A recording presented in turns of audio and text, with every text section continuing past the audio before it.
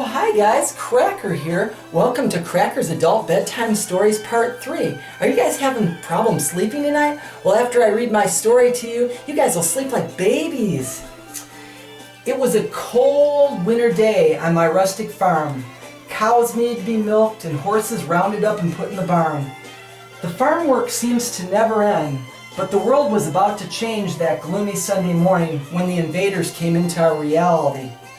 I guess it all started when this gigantic wormhole opened up in the sky above my isolated farm. Almost looked like something you might see out of one of those cheesy space shows on TV, but this was real. Glowing blue and yellow with tinges of sparks like a flame from a gas stove and the size of a football field. High above my head, fear was running through my body as I started gazing into this massive light display in the sky. A strange feeling comes over me. Ones and zeros racing through my brain, almost like I tapped into some kind of alien intelligence. How could this be happening to me? I'm just a simple goat farmer. Time seemed to stand still, and then it happened. Thousands of alien organic ships pouring out of this wormhole, landing all over as far as the eye could see. My God, the invasion had begun, and there's nothing I can do. 2,000 miles from civilization, no phone service. I just keep thinking the government will show up any minute and make this awful event go away. But no one ever comes. It's getting dark and cold now, and the green glow of the alien ships covers the landscape. I haven't even eaten anything today, and my little dog is hungry too. I'm scared to walk down to the farmhouse. Looks like something from War of the Worlds parked over by my old Ford Mustang.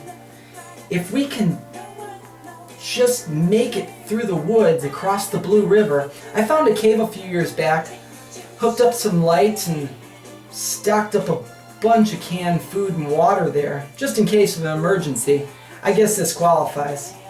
I also have a two-way radio to contact the outside world. Later that night, we arrived at the old cave, got the lights turned on and opened some canned tomatoes and a box of old crackers. Me and my little dog Chewy had a feast, sitting around our homemade sterno fire, trying to pick up some views on this rusty old World War II radio.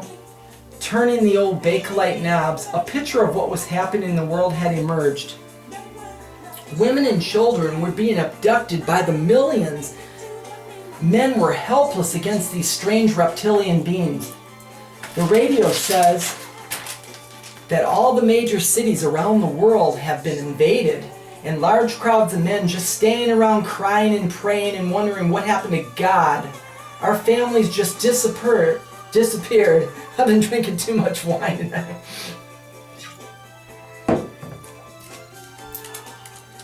The world looks like the Great Depression, and news organizations wondering what the hell happened.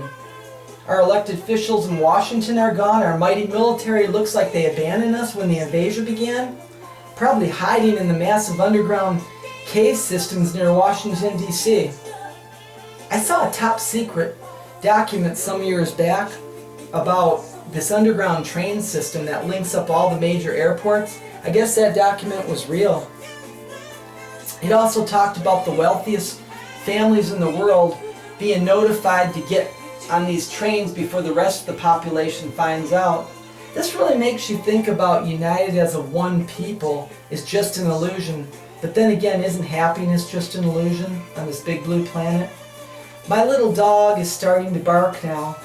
It's about time to get out of this damp cave and climb up the ridge to get a better look at what the aliens have been up to.